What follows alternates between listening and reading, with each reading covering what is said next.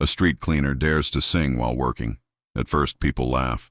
Then one man yells, "Hey, save the singing for the shower, garbage man!" The crowd bursts into laughter. But what no one knew was that this man's voice would soon silence them all.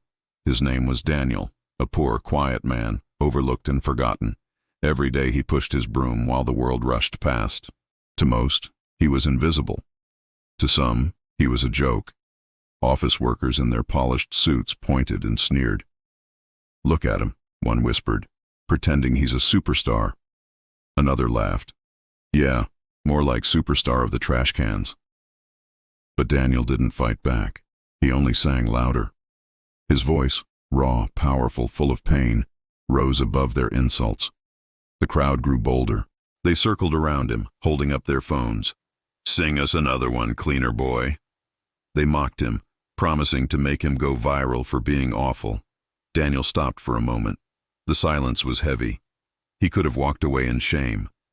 But instead, he closed his eyes, and he began to sing again. This time his voice shook the air, strong, soaring, unstoppable.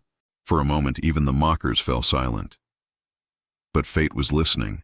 Among the laughter stood Richard, a man in a sharp suit, carrying a leather briefcase. Not just anyone.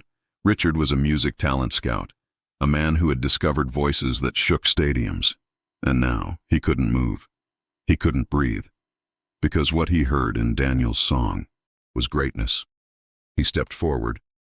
The crowd went quiet, and Richard spoke. "Enough."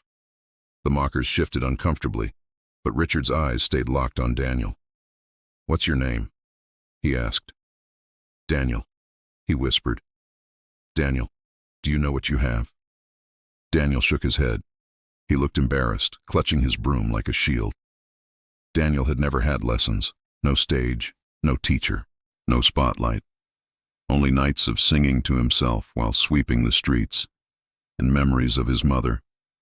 She used to sit in their tiny kitchen, listening as he sang, her smile weak but proud. "Promise me, Daniel," she would whisper. "Never stop singing. Your voice is a gift." But after she passed away, life grew heavy. Bills, endless shifts, survival. Singing became his secret escape in the dark. He sang to the night sky.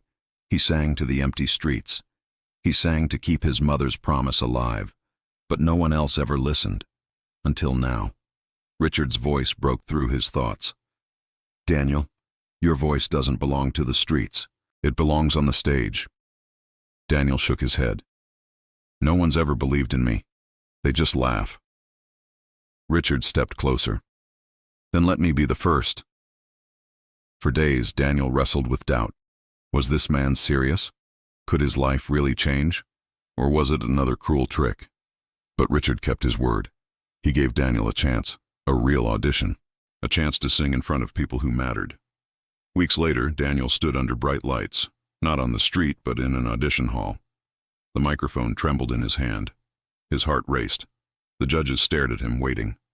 Richard sat in the front row, nodding, reassuring. For the first time in his life, Daniel sang not to the streets, but to the world. His voice soared through the hall. Every note carried years of pain, love, and hope.